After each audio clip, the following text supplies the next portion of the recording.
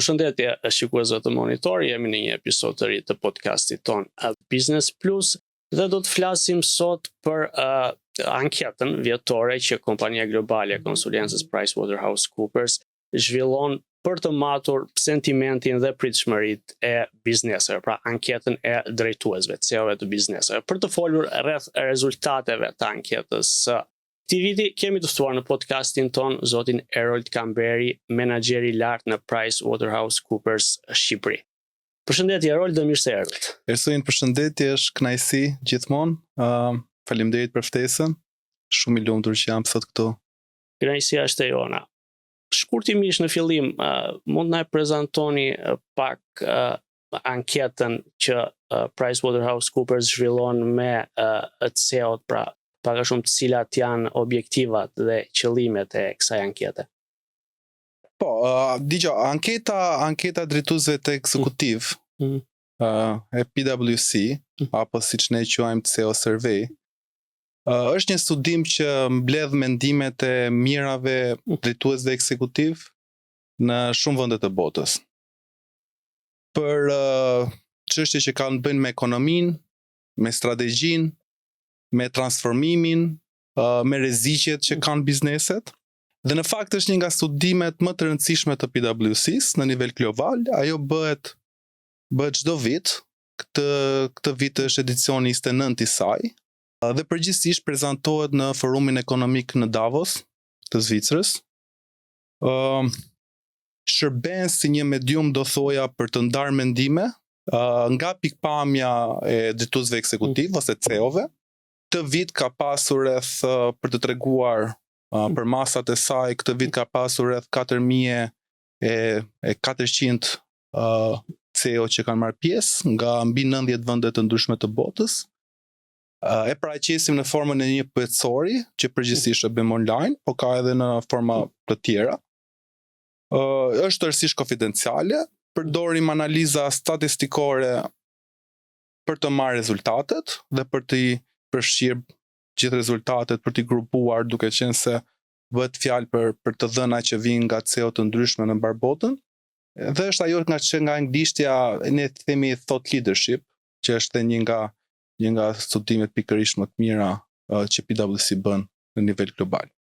Për të hyrë më konkretisht në rezultatet, në gjetjet të anketës së këtij viti, si paraqiten pritshmëritë e drejtuesve ekzekutiv shqiptar në afatin e shkurtër dhe në afatin e mesëm? Unë do thoja që kanë besim të matur, dhe faktikisht këte tregojnë edhe vetë rezultatet në drejtuesit ekzekutiv në Shqipëri dhe në Kosovë nuk mbajnë ekstreme. Diku te 49%, pra afërsisht gjysma, besojnë që biznesi i tyre po ecën në drejtimin e dur, mund ta themi kështu. Dhe në afat gjatë, statistikat dalin edhe më të mira, pasi 55% e tyre mendojnë që në afat mesëm është diku te 55% atyre që janë më besim plot, pra rritet pak. Shpjegohet më tepër, kjo besim vjen besoj nga trendet e teknologjisë, nga inovacionet, nga inteligjenca artificiale, kjo rritje në besimin afat mesëm. Në besimin afat shkurtër, ndoshta është aty, duke qenë se janë më të stepur për sa i përket aktualitetit të sotshëm, gjeopolitikës, po edhe pak rritjes së çmimeve, ndoshta dhe inflacionin. Kështu që në afat shkurtër jemi drejt, janë më të matur, por në afat mesëm janë më gjithsesi dalin më besim plot. Pra ndoshta në afat shkurtër, siç e thatë ju, ndihen pak ato tensionet aktuale që ekzistojnë sidomos në nivel gjeopolitik. Cilat janë rreziqet kryesore që perceptohen nga drejtuesit ekzekutiv për ekonominë, sigurisht edhe bizneset që ato drejtojnë?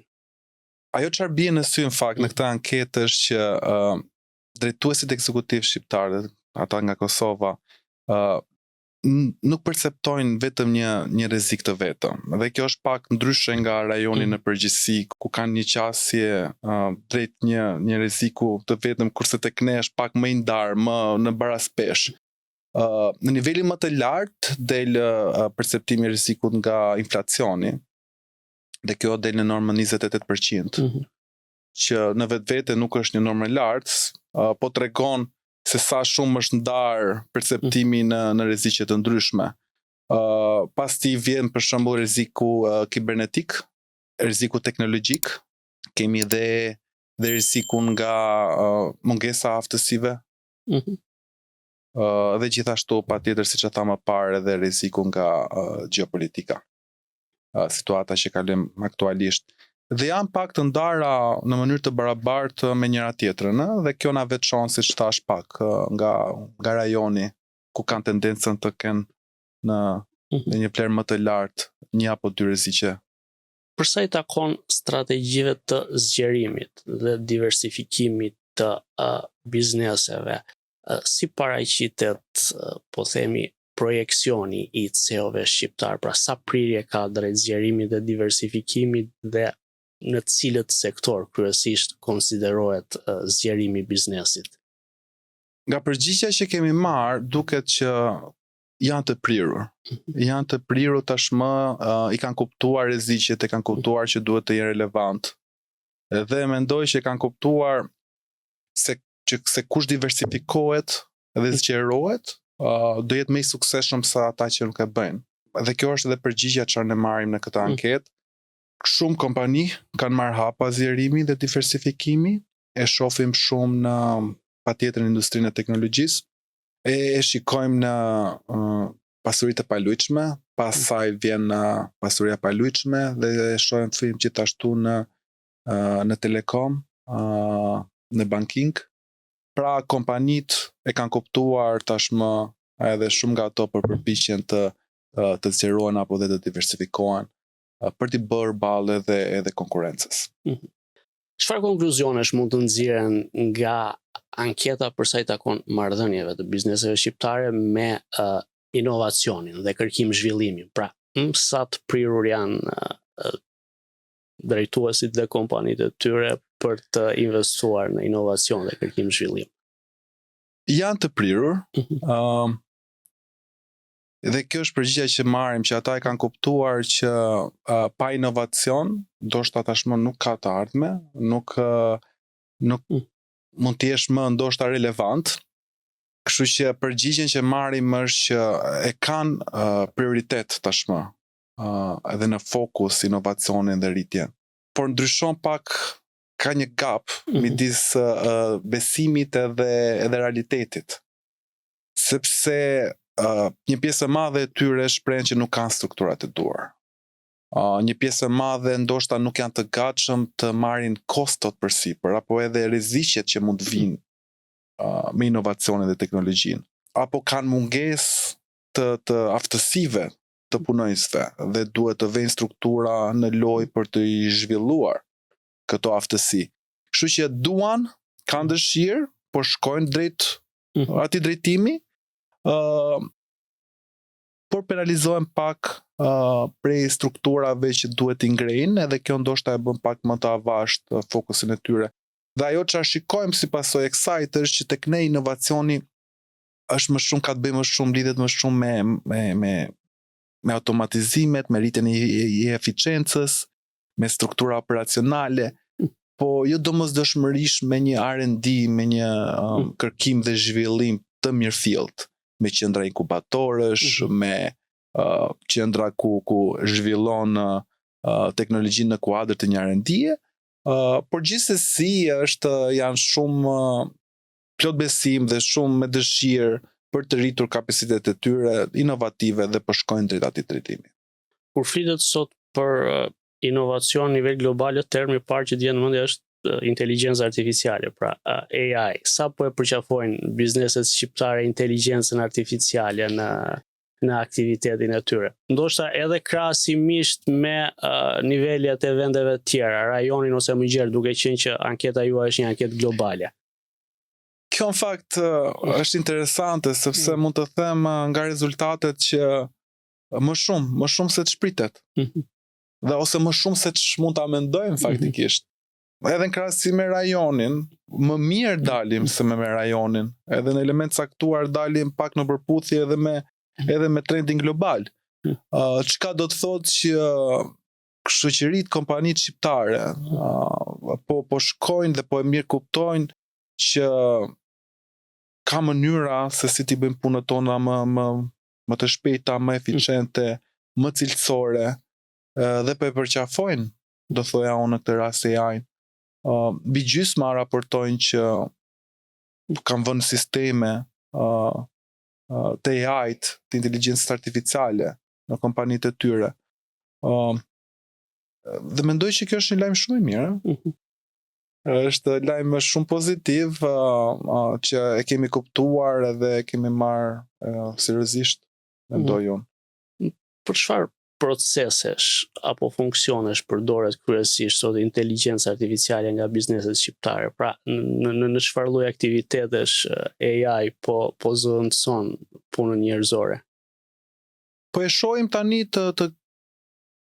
të futur shumë në biznes në përgjithësi. E shohim shumë në shërbimet mbështetëse, sipas anketës në marketing, në vendimarrje, në zhvillimin e produkteve, pra këto janë ato që dalin sipas anketës tonë. Nga perspektiva e roleve, duket sikur ka thjeshtësuar procese që lidhen me rolet e një juniori në punë, e një studenti viti parë në punë. Kjo ama nuk tregon që po zë vende pune, si shpeshherë perceptohet edhe në publik, por i definon, do thoja unë, disa role të caktuara. Por po, në Shqipëri dhe në Kosovë, siç thash, më shumë e shikojmë në pikpamjen e rritjes së eficiencës, thjeshtimit të punëve, në funksione të ndryshme të biznesit, që marketing, që vendimarrje, por më së shumti, siç thash, prek pozicionet e ulta dhe po na ndihmon që sipas kompanive të rivlerësojmë dhe ridefinojmë rolet e reja që priten në të ardhmen. Dhe mesazhi që marrim është që nuk është këtu për na zëvendësuar punën, nuk është këtu për na lënë pa punë, por është interesante që mund t'i zëvendësoj punën dikujt që nuk e mëson AI. Dhe kjo del nga anketa jonë dhe është pak a shumë në linjë me shumë lajme që kanë qarkulluar mbi këtë temë edhe vitet e fundit, që inteligjenca artificiale me shumë mundësi nuk do na zëvendësoj, por do i zëvendësoj me siguri ata që nuk e mësojnë dhe nuk e përdorin inteligjencën artificiale. Në fakt, kur flitet për inteligjencën artificiale, sot ka ende një diskutim lidhur me benefitet reale që arrin të përfitohen prej saj. Pra, përdoret inteligjenca artificiale, kuptohet në parim që sjell disa avantazhe në proceset e punës, por çështja është sa është arritur që inteligjenca artificiale të përkthehet në përfitime reale, qoftë në kuptimin e rritjes së eficiencës, uljes së kostove ose në zgjerimin e të ardhurave. Pra, duke ju referuar anketës suaj, sa kanë arritur bizneset shqiptare ta përkthejnë AI në përfitime, qoftë në kuptimin e shtimit të ardhurave ose rritjes së eficiencës dhe optimizimit të kostove? Nga pikpamja financiare e përfitimeve që mund vinë si pasojë e përdorimit të AI, duket sikur akoma nuk kemi në fazën që shohim realisht një përfitim të madh financiar. Mbi gjysma faktikisht raportojnë që nuk kanë parë ndonjë përfitim të dukshëm financiar. Nga ana tjetër, rreth 29% raportojnë që ka një rritje të ardhurës së tyre në biznesin e tyre si pasojë e përdorimit, dhe po kaq, gjithashtu raportojnë që kanë përfituar ulje kostosh. Po sërish, pavarësisht tyre përqindjeve të rreth 29-30% që në tërësi dhe mbi 50% siç thash raportojnë që përfitime financiare të dukshme nuk ka. Dhe kjo tregon me patjetër që jemi ndoshta akoma në fazat e para dhe të hershme, jemi akoma duke testuar, akoma duke provuar, por nga ana tjetër edhe kush ka filluar dhe fillon i pari, gjithsesi ka parë disa përmirësime, qoftë nga pikpamja e rritjes së ardhurave, qoftë nga ajo e uljes së kostove. Kështu që është një trend pozitiv. Sfida është si ta shfrytëzojmë tani sa më mirë dhe të krijojmë kapacitetet e duhura për ta shfrytzuar sa më mirë diçka që kemi nisur. Pra ta vëmë sa më mirë në funksion të biznesit ton. Dhe kjo mbetet për të parë. Mesazhi është që patjetër kush e ndjek, kush e fillon, kush e vazhdon, kush i krijon të gjitha strukturat e duhura për ta integruar teknologjinë në tërësi dhe inteligjencën artificiale në veçantë, do fitojë. Edhe kjo është ajo çfarë ne marrim nga kjo anketë si përgjigje. Erol, ju faleminderit që ishit i pranishëm dhe që ndat me ne gjetjet kryesore të anketës vjetore të cilëve nga PricewaterhouseCoopers. Të falenderoj shumë dhe sërish për ftesën, ishte kënaqësi. Dhe ju uroj dhe juve suksese, dhe pse jo të shihemi sërish në podcaste të tjera.